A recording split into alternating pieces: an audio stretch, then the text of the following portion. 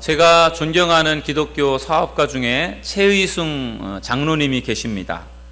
최의숭 장로님은 대의그룹이라고 하는 그러한 회사를 이끄는 회장님이시고 아주 사업을 참 잘하시는 그러한 사업가이십니다. 최의숭 장로님이 100개의 교회를 건축하는 그러한 꿈을 이룰 수 있었던 것, 그것도 바로 그 장로님에게 탄탄한 기업, 사업이 있었기 때문에 가능한 거다, 그렇게 저는 생각합니다. 여러분, 한 개의 교회를, 개인이 하나의 교회를 세우는 것도 상당히 어려운 일입니다.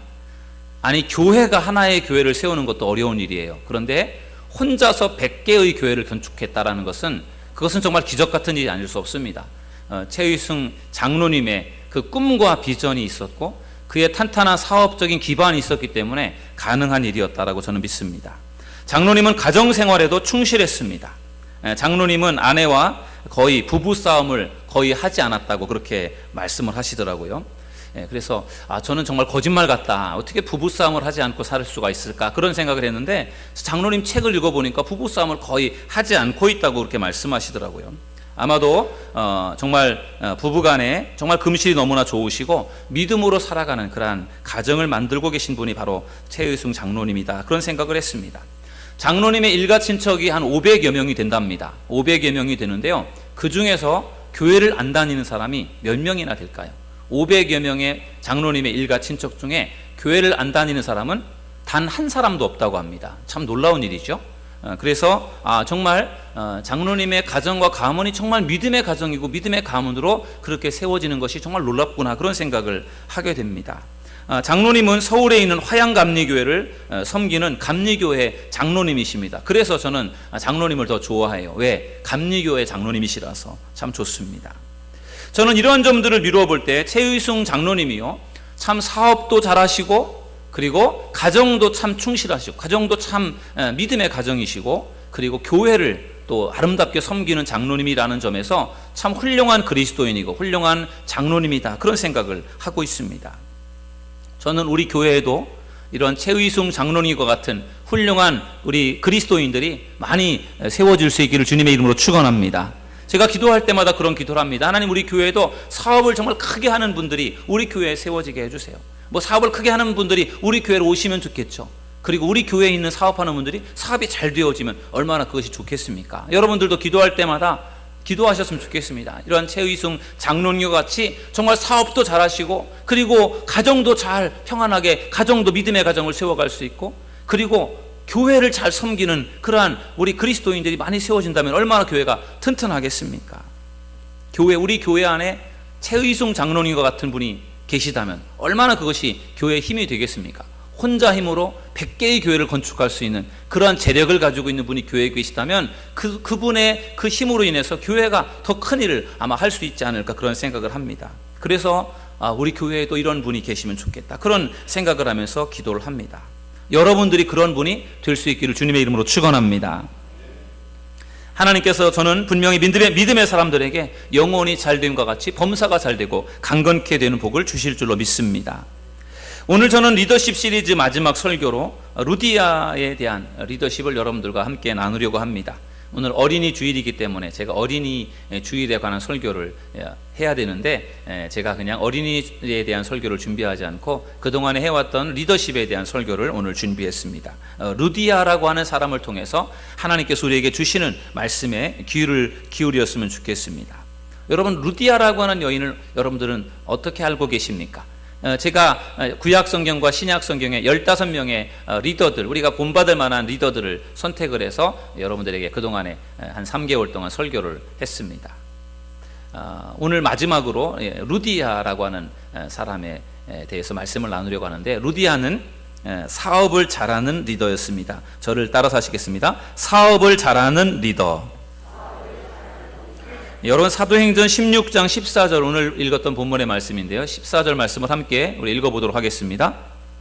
두아디라시에 있는 자색 옷감 장사로서 하나님을 섬기는 루디아라 하는 한 여자가 말을 듣고 있을 때 주께서 그 마음을 열어 바울의 말을 따르게 하신지라. 아멘.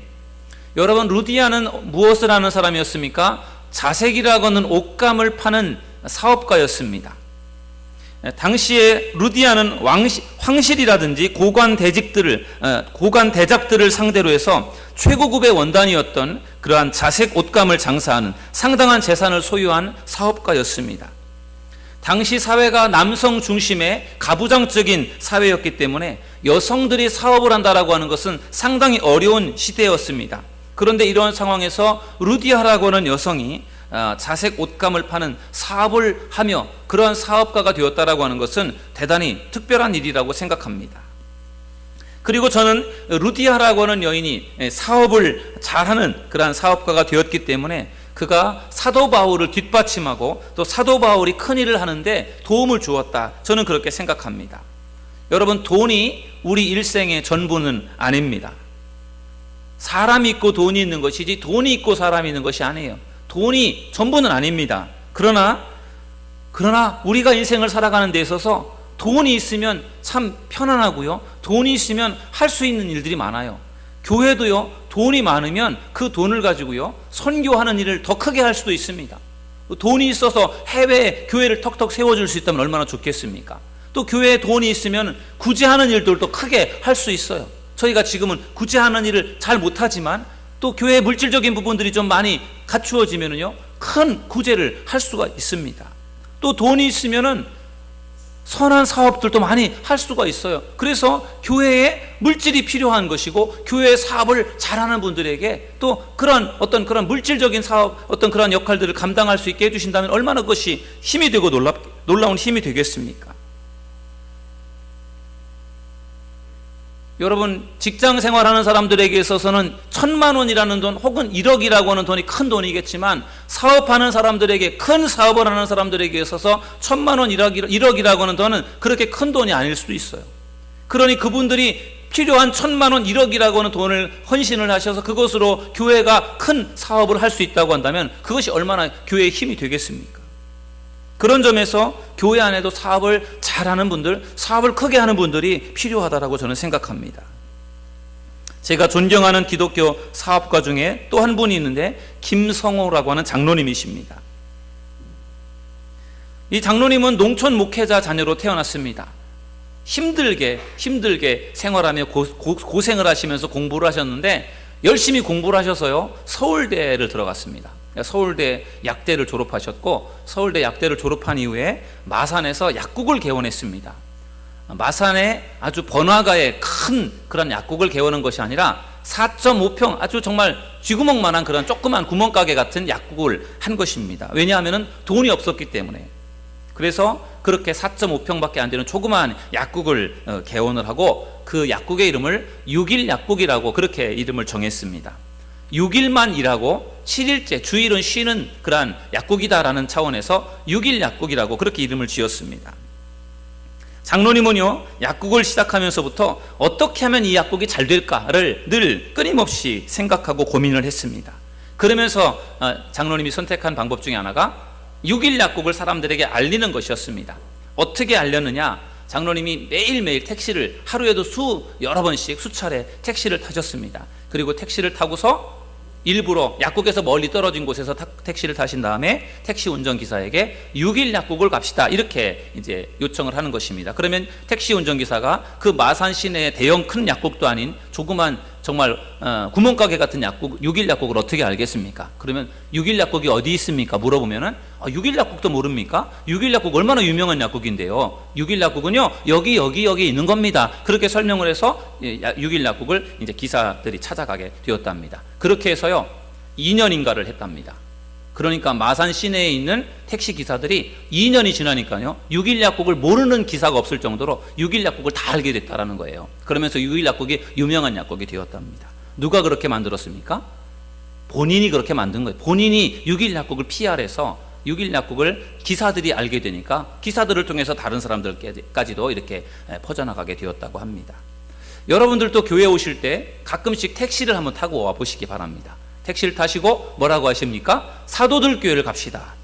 가정동에 사도들교회를 갑시다. 그렇게 말씀하시면 택시기사가 사도들교회를 알겠습니까? 모르겠습니까? 잘 모를 겁니다. 그러면은 사도들교회도 모르십니까? 그렇게 유명한 교회를 모르세요? 사도들교회는 저기 이편한 세상 앞에 있습니다. 국민은행 뒤에 있습니다. 이렇게 해서 사도들교회를 한번 와보십시오. 그러면은 그분들이 사도들교회가 여기 있었군요. 그렇게 알게 되겠죠. 어떤 교회들은 1년에 한 주를 아예 이렇게 택시 타는 날로 정해서 그날은 모든 교인들이 택시를 타고 교회로 오게 하는 그런 일을 하는 경우들도 있더라고요. 또 교회를 알리는 차원이기도 하고 택시 기사들을 섬기는 차원에서 택시를 이용하는 그러한 교회들도 제가 보았습니다.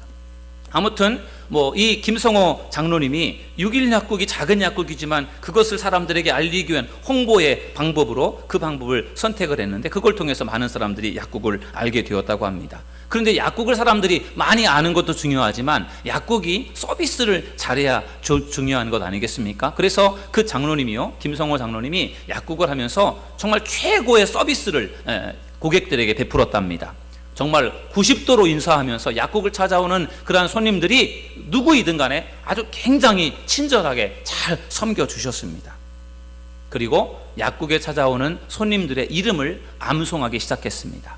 여러분, 약국에 가셔서 여러분들의 이름을 애우고 있는 약사를 보신 적이 있습니까? 그런 약사님들은 전 본 적이 없습니다. 그런데 이 김성호 장로님이 뭔가 다르시죠.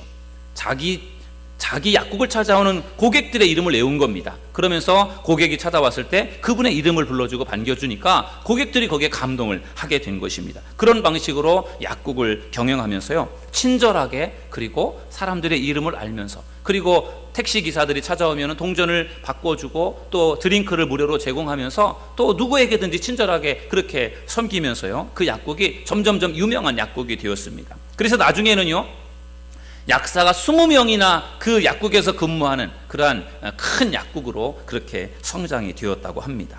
장로님은 그 약국을, 구멍가게 많았던 약국을 큰 약국으로 그렇게 성장시켰고 거기에 멈추지 않고 나중에는 그 약국을 그만두고 더 큰 사업들을 시작했습니다. 인터넷 교육 사업에 뛰어들어서 큰 성공을 이루었고요. 지금 장로님께서는 메가 넥스트라고 하는 그런 인터넷 교육 사업의 대표로 맡으셔서 크게 일을 하고 있습니다. 여러분, 이 김성호 장로님이 처음에 동네 약국, 6일 약국을 시작할 때부터 지금까지도 실천하고 있는 것이 있는데 그것이 무엇인가 하면요, 나눔입니다. 나눔. 장로님은 열심히 일을 해서 번 돈의 일부를 가난한 사람들, 어려운 사람들을 돕고 그들에게 나누는 일을 실천하고 있습니다. 사람이 세상을 살아가면서 꼭 해야 할 일이 나눔이라고 장로님은 강조합니다. 내가 돈을 버는 이유, 내가 열심히 일을 해야 되는 이유, 그것은 다른 목적이 아니라 나누기 위해서다. 내게 주신 축복을 다른 사람들에게 나누어 주기 위해서 내가 더 열심히 일을 한다는 것이죠. 여러분, 우리가 열심히 일을 해서 돈을 모으는 것 중요합니다. 그런데 그 내가 모은 돈이 나를 위해서만, 나의 가족을 위해서만 쓰여진다면 그것을 하나님은 그다지 기뻐하시지 않을 것입니다. 내가 열심히 일을 해서 모아들인 이 재산이, 이 물질이 나를 위해서만 아니라 하나님의 영광을 위해서, 아니 가난한 사람들, 불쌍한 사람들 선교하는 일에, 구제하는 일에, 나누는 일에 그것이 사용된다고 한다면 이것이 얼마나 아름다운 일이고 하나님의 영광을 받으실 일이겠습니까? 저는 그런 점에서 장로님이 나눔을 실천하고 있는 모습이 참으로 도전이 되었습니다. 여러분들도 나눔에 대한 비전을 가지고 나눔을 실천할 수 있는 믿음의 성도님들이 되시기를 주님의 이름으로 축원합니다. 그래야 전도의 문이 열리는 겁니다. 그리스도인들이 나눔을 실천할 때 사람들이, 야, 역시 교회를 다니는 사람들은 뭔가 다르긴 다르네. 교회를 다니는 사람들이 참 좋은 일을 많이 하네. 교회 참 좋은 일을 하는구나. 그런 교회 나도 한번 가보고 싶네. 이렇게 마음이 열리는 것이고 전도의 문이 열리는 것입니다. 교회를 다니는 사람들이 나누지 않으면 사람들은 교회를 다니는 사람들을 좋아하지 않습니다. 교회를 나오려고 하지도 않습니다. 여러분, 루디아라고 하는 여인은 사업을 참 잘했습니다. 그리고 그 사업을 기반으로 해서요, 사도 바울을 돕고 섬기는 일들을 열심히 하게 되었습니다. 자기만을 위해서 열심히 살고 자기만을 위해서 열심히 돈을 모은 것이 아니라 누군가를 돕고 섬기는 일을 위해서 열심을 내었던 그러한 루디아의 모습이 저는 큰 도전이 되었습니다. 여러분들도 일을 열심히 하시고 사업을 잘해서 많은 물질을 모을 수 있는 우리 믿음의 성도님들이 되시기를 주님의 이름으로 축원합니다. 그리고 그 물질이 여러분과 여러분의 가정만을 위해서 사용되는 것이 아니라 그 물질이 여러분들의 도움이 필요한 누군가를 위해서 여러분들이 그것을 사용하고 쓸 수 있는 믿음의 성도님들이 될 수 있기를 주님의 이름으로 축원합니다. 그럴 때 하나님이 영광을 받으시고 그 사람에게 하나님의 더 큰 복을 부어주실 것입니다. 루디아는 사업을 잘하는 리더였습니다. 일을 잘하는 리더였습니다. 두 번째로 루디아는 가정을 구원하는 리더였습니다. 저를 따라서 하시겠습니다. 가정을 구원하는 리더. 여러분, 루디아는요, 마케도니아라고 하는 마케도니아라고 하는 유럽의 최초의 기독교인이 되었습니다. 원래 루디아는 하나님을 믿었지만 예수님을 모르는 사람이었습니다. 그런데 그가 바울을 만나서 기독교로 개종을 하게 됩니다. 그리고 루디아는 그 이후에 최초의 유럽의 기독교인이 되었습니다. 그가 기독교인으로 개종할 수 있었던 이유, 그가 예수님을 믿고 예수님을 받아들일 수 있었던 이유는요, 그가 마음을 열어서 주님의 말씀에 귀를 기울였기 때문이라고 성경은 말씀하고 있습니다. 여러분, 성경을 다시 한번 읽어보도록 하겠습니다. 16장 14절을 우리 한번 다시 읽겠습니다. 시작. 두아디라시에 있는 자색 옷감 장사로서 하나님을 섬기는 루디아라 하는 한 여자가 말을 듣고 있을 때 주께서 그 마음을 열어 바울의 말을 따르게 하신지라. 아멘. 바울의 말씀을 들을 때에 주님이 그 루디아의 마음을 열어서 바울의 말씀에 귀를 기울이게 했습니다. 루디아가 바울의 말씀을 사모하는 마음으로 귀를 기울여 들었습니다. 그럴 때 하나님이 루디아의 마음을 열어서 하나님의 말씀을 듣게 하셨고 은혜를 받게 하신 것입니다. 여러분, 하나님의 역사는 말씀을 듣는 데서부터 시작된다는 것을 여러분들 믿으시기를 주님의 이름으로 축원합니다. 그래서 우리가 하나님의 말씀에 귀를 기울여 말씀을 잘 듣는 것이 매우 중요합니다. 루디아가 사도 바울의 그 말씀에 귀를 기울였을 때 하나님께서 그의 마음을 열어주셨습니다. 그가 말씀의 은혜를 받았습니다. 그리고 그가 예수를 믿기로 결심했습니다. 여러분, 말씀의 은혜를 받는 믿음의 성도님들이 되기를 주님의 이름으로 축원합니다. 말씀에 귀를 기울일 때 하나님이 여러분들의 마음을 열어주시고 여러분의 마음에 은혜의 말씀을 여러분들께서 들을 수 있도록 그렇게 은혜를 베풀어 주실 줄로 믿습니다. 루디아는 예수님을 믿은 후에 자기 가족을 전도했습니다. 여러분, 15절 말씀을 보시면요, 이렇게 말씀합니다. 그와 그 집이 다 세례를 받고 우리에게 청하여 이르되 만일 나를 주 믿는 자로 알거든 내 집에 들어와 유하라 하고 강권하여 머물게 하니라. 아멘. 여러분, 사도 바울과 사도 바울의 일행이 그 빌립보라고 하는 마게도니아 초성 빌립보에 가서 복음을 전할 때 그 복음을 이 루디아라고 하는 여인이 먼저 받아들였습니다. 그리고 그가 자기의 가족들까지도 세례를 받고 예수님을 믿도록 그렇게 이끌었습니다. 여러분, 세례를 받았다라고 하는 것이 무슨 뜻입니까? 나의 죄를 씻고 예수님을 받아들이고 이제는 과거의 내가 아니라 이제는 예수님을 믿는 사람으로서 예수님을 믿는 믿음의 사람으로서의 삶을 살기로 결심하고 거기에 대한 어떠한 하나의 정말 연합을 이루는 상징하는 의식이 바로 세례가 되겠습니다. 그래서 세례를 받고 루디아와 루디아의 모든 식구들이 예수님을 믿게 된 것입니다. 기독교인이 된 것입니다. 얼마나 감격스러운 일입니까? 내가 예수를 믿고 나의 가정이 함께 예수를 믿게 되었으니 얼마나 그것이 감사하고 놀라운 일이겠습니까? 여러분의 가정에서도 이러한 역사가 일어날 수 있기를 주의 이름으로 축원합니다. 여러분, 성경을 보면은요, 온 가족이 구원을 받는 그러한 일들이 성경에 여러 번 나옵니다. 그 대표적인 경우가 오늘 루디아의 가족이에요. 루디아의 식구들이 루디아를 통해서 다 세례를 받고 기독교인이 되었습니다. 구원을 받았습니다. 삭개오라고 하는 사람이 예수님을 초청했을 때 예수님을 통해서 삭개오의 가정이 다 구원함을 받았습니다. 로마 군대 백부장이었던 로마 군대의 장교인 그 백부장이요, 베드로를 초청해서 말씀을 들을 때 그 고넬료의 모든 식구들이 다 구원을 받게 되었습니다. 사도 바울을 감옥에 가두어 두었던, 그리고 감옥을 지키고 있었던 간수가 사도 바울을 통해서 그의 가정이 다 구원을 받게 되었습니다. 사도 바울은 사도행전 16장 31절에서 주 예수를 믿으라, 그리하면 너와 내 집이 구원을 받으리라, 그렇게 말씀하고 있습니다. 여러분, 예수님을 믿을 때 여러분과 여러분의 가정이 구원받게 된다는 사실을 믿으시기를 주의 이름으로 축원합니다. 여러분, 이 말씀을 우리가 잘 이해를 해야 됩니다.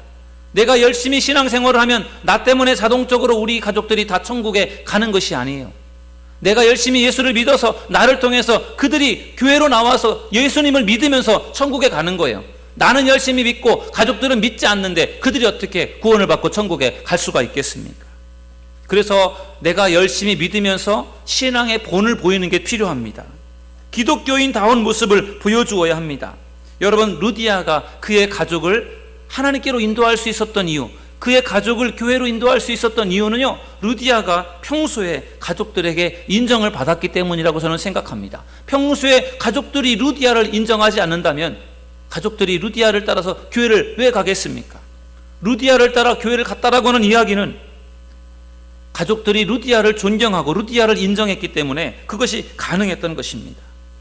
여러분, 믿지 않는 가족들에게 기독교인다운 모습으로 잘 섬기는 여러분들이 되시기를 주의 이름으로 축원합니다. 기독교인으로서 변화된 모습을 여러분들이 보여주시기 바랍니다. 그래야 전도의 문이 열립니다. 여러분들이 변화되지 않고 기독교인다운 삶을 살지 않으면서 여러분들의 가족들을 전도한다면 당신이나 잘하십시오, 그렇게 하지 사람들이 교회를 나오지 않는 것입니다. 그래서 교회를 먼저 다니는 우리들이 잘하는 것이 중요합니다. 어떤 권사님께서 시아버님을 모시고 살았습니다. 그리고 그 시아버님을 위해서 계속 전도를 하셨습니다. 그런데 그 시아버님은 교회를 나오지를 않으셨어요. 병석에 계실 때 제가 그 시아버님을 찾아가서 기도를 해드리고 전도도 했습니다. 그런데 그 시아버님은 좀처럼 예수님을 믿으려고 하지 않았습니다. 임종이 점점 가까워 왔습니다. 저에게 임종 예배를 드려달라고 권사님이 부탁을 하셨습니다. 그래서 제가 시아버님을 찾아가서 임종 예배를 드리는데 그 마지막 임종의 순간까지도 그 시아버님은 예수님을 받아들이지 않았습니다. 믿으려고 하지 않으셨어요. 거절하시더라고요. 그리고 결국은 예수님을 믿지 않은 상태로 세상을 떠나셨습니다. 저는 그때 그 어르신을 보면서 이 예수님을 영접한다라는 것이 사람의 마음대로 안 되는구나, 내가 아무리 원한다고 해도 본인이 받아들이지 않으면 안 되는구나라고 하는 것을 알게 되었습니다. 또 그 이후에 저는 또 다른 분의 장례를 진행한 적이 있습니다.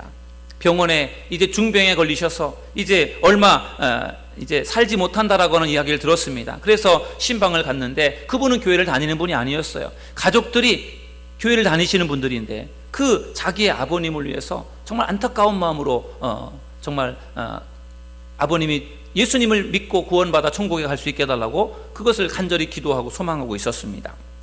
그래서 제가 그 가족들에게 부탁을 드렸습니다. 여러분들께서 기도를 해주십시오. 아버님이 예수님을 받아들일 수 있도록 기도해 주시고, 그리고 시간이 날 때마다 이 전도지를 가지고 계속해서 아버님에게 읽어드리세요. 이 전도지에 남아있는 복음을 그분이 받아들일 수 있도록 열심히 노력해 주세요. 그럼 제가 나중에 와서 복음을 전하고 예수님을 믿을 수 있도록 제가 한번 노력해 보겠습니다. 그렇게 해서 기도하면서 이제 나중에 이제 다시 병원을 찾아간 적이 있습니다. 제가 가서 그분에게 이렇게 예수님을 전했습니다. 복음을 전했습니다. 그랬더니 그분이 복음을 받아들였어요. 예수님을 믿겠다고 그렇게 말씀하셨습니다. 그래서 제가 그분에게 세례를 베풀고 그분이 예수님을 믿고 세례를 받으시고 얼마 후에 세상을 떠나셨습니다. 저는 그분을 보면서 그런 생각을 했습니다. 본인이 예수를 믿지 않았지만, 본인이 예수님을 믿으려고 하지 않았지만 가족들이 간절히 원하고 간절히 기도하면 마지막 순간에라도 그분이 예수님을 받아들일 수 있구나라고 하는 생각을 하게 되었습니다. 어떤 분은 아무리 간절히 전하고 구원을 예수님을 영접시키려고 아무리 노력해도 안 되는 분이 있지만, 또 어떤 분은요 마지막 순간에 예수님을 받아들이는 분들도 계신 것을 보면서 정말로 마지막 순간까지 포기하지 않고 최선을 다하는 것이 정말 중요한 일이구나라는 것을 알게 되었습니다. 여러분의 가정에도 아직도 예수님을 믿지 않는 사람들이 있을 것입니다.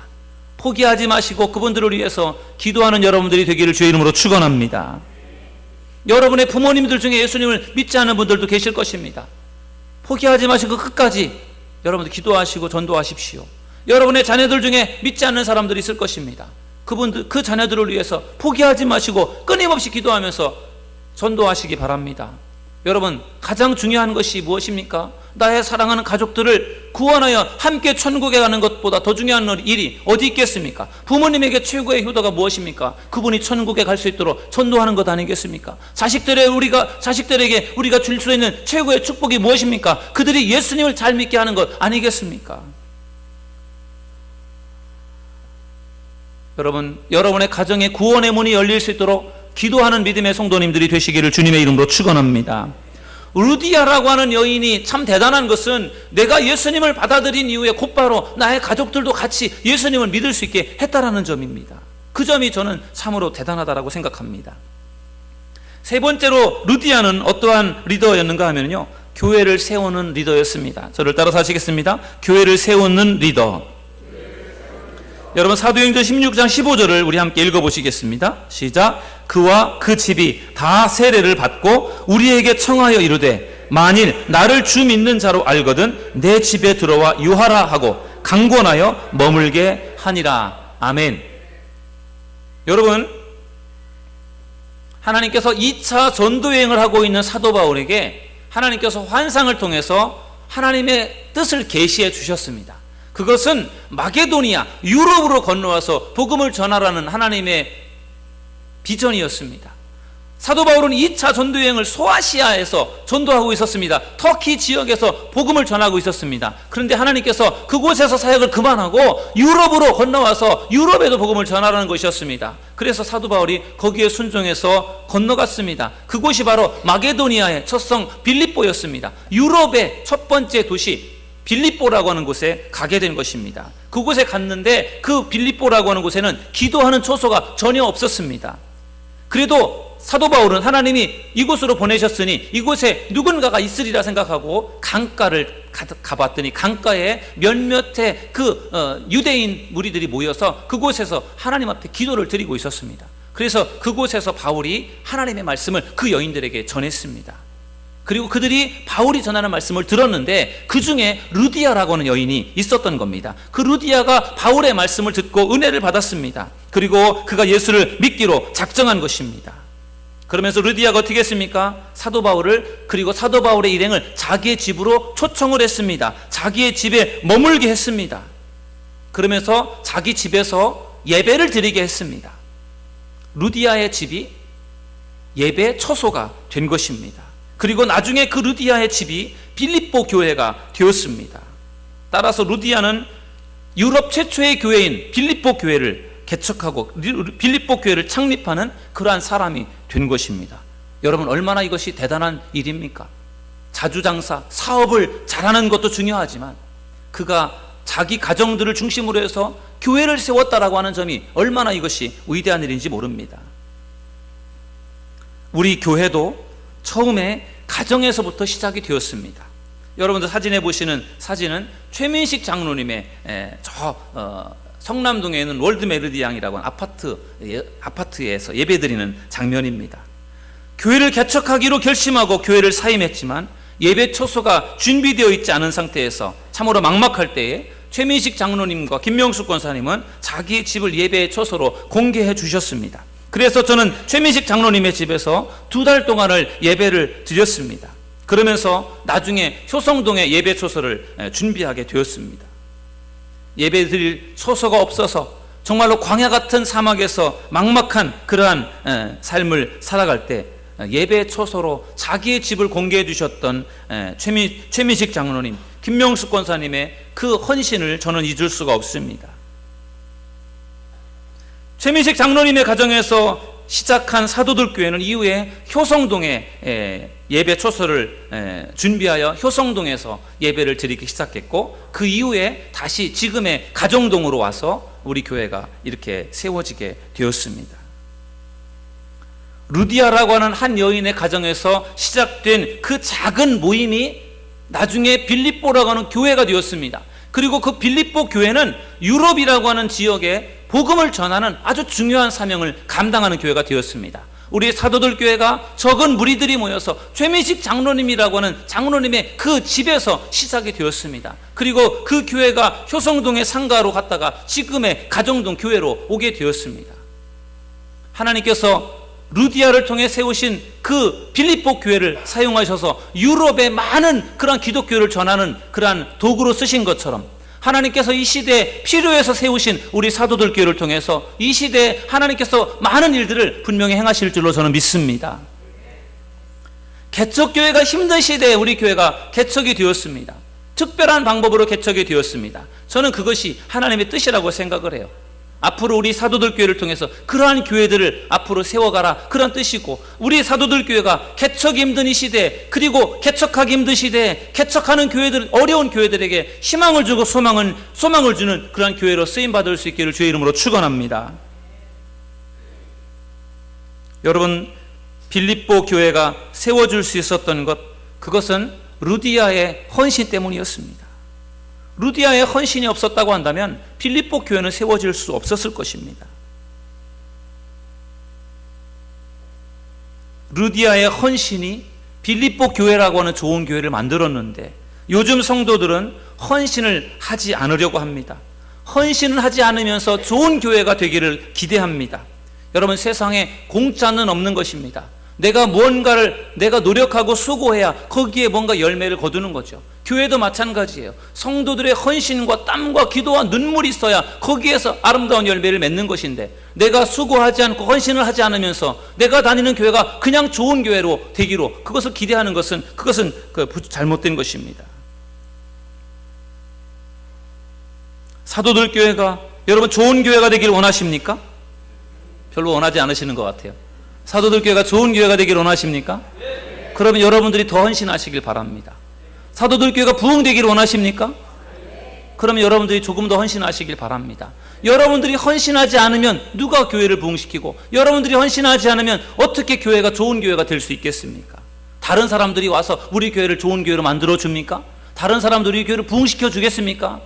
오히려 다른 사람들이 우리 교회 교인들을 빼앗가려고 하고 우리 교회가 잘 되는 것을 배합하면 모를까? 우리 교회를 다른 사람들이 왜 도와주겠습니까? 우리 교회를 좋은 교회로 만들 수 있고 우리 교회를 부흥시킬 수 있는 사람은 다름 아닌 여러분입니다. 여러분이 헌신을 할 때 교회는 부흥되고 교회는 아름다운 교회로 세워지는 것입니다.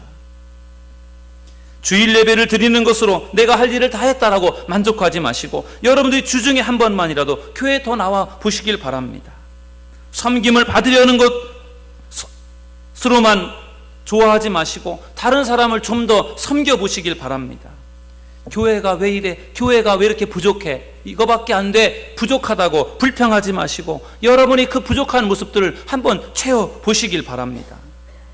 여러분들이 교회를 위해 헌신할 때 우리 사도들 교회는 더 든든하게 세워지게 될 줄로 믿습니다. 그것뿐만이 아닙니다. 여러분들이 교회를 위해 헌신할 때 하나님은 여러분들의 믿음을 성장시켜 주실 줄로 믿습니다. 여러분들이 주님의 몸된 교회를 위해서 헌신할 때 주님이 여러분들에게 하늘의 신령한 복과 땅의 기름진 복도 더하여 주실 줄로 믿습니다.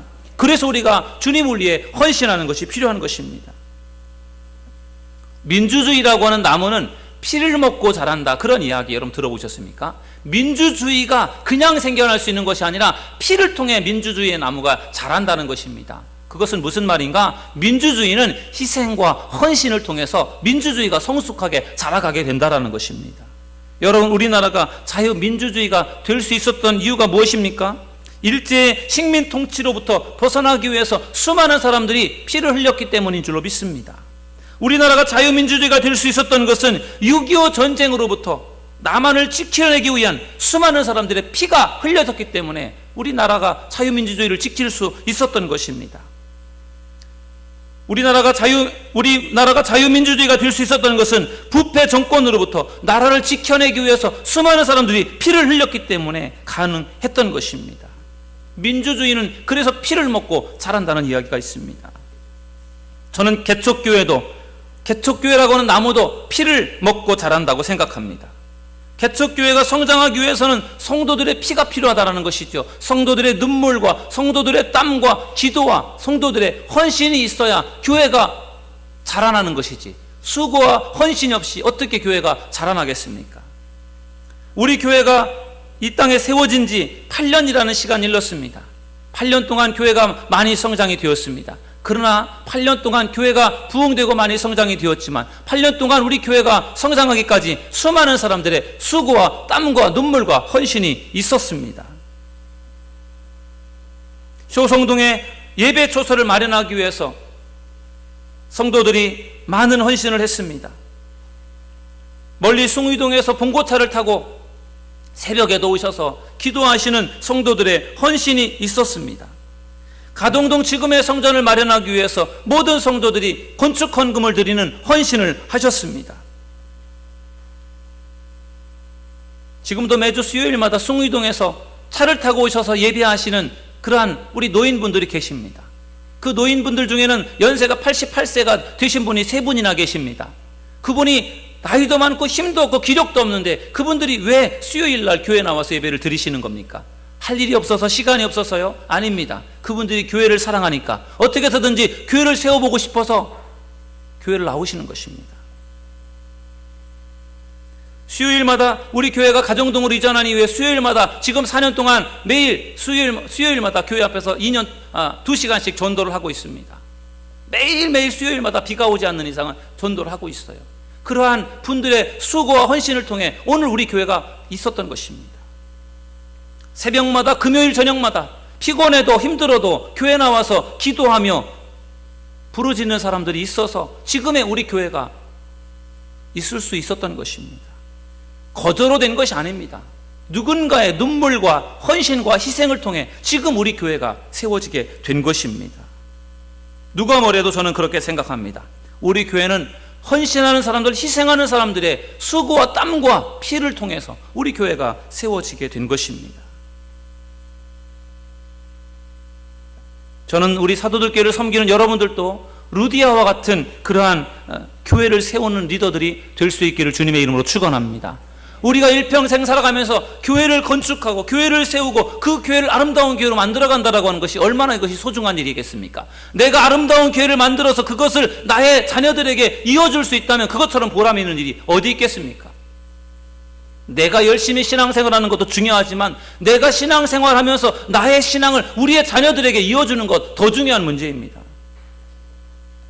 저는 우리 교회 성도들이 루디아처럼 교회를 세우는 리더들이 될 수 있기를 주님의 이름으로 축원합니다. 그리고 더 나아가서 그러한 교회를 세우기 위해서 루디아처럼 헌신하는 그러한 믿음의 성도님들이 되시기를 주님의 이름으로 축원합니다. 여러분, 내가 아니면 안 된다라고 하는 생각, 교만한 생각이지 않습니까? 이 교회는 내가 없으면 안 돼, 내가 아니면 안 돼, 교만한 생각이에요.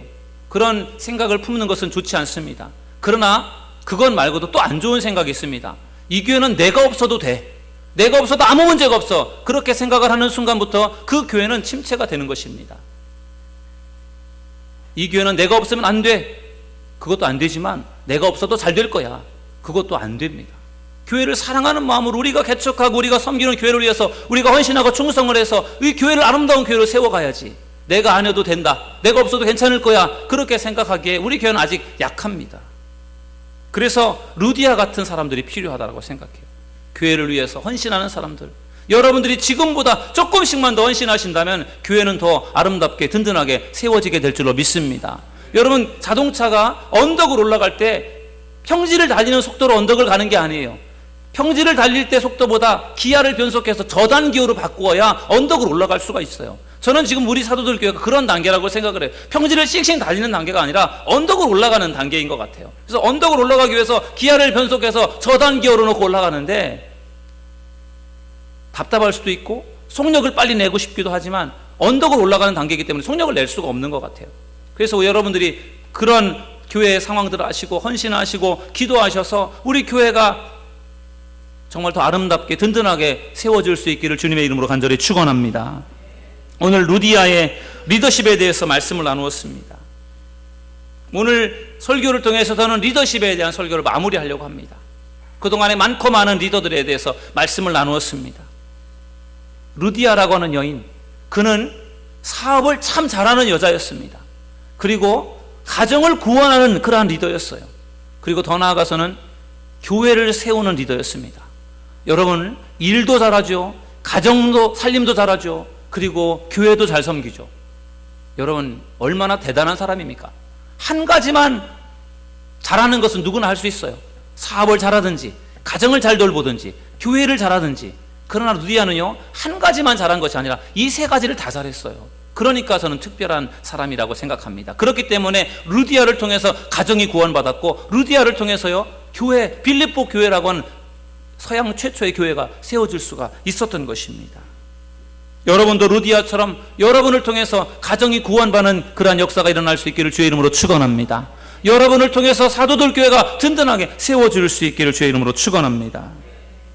오늘 예배하는 여러분의 마음속에 루디아의 같은 마음을 여러분 품으셔서 루디아가 마음을 열어 하나님의 말씀을 들으며 은혜를 받고 그가 예수님을 믿기로 결심하고 그가 가정을 구원하며 교회를 섬기는 일에 헌신하고 최선을 다한 것처럼 여러분들도 오늘 루디아의 마음을 품으셔서 여러분의 가정을 구원으로 이끌고 교회를 아름답게 세워가는 그러한 믿음의 성도님들이 다 되시기를 주님의 이름으로 간절히 축원합니다. 기도하겠습니다.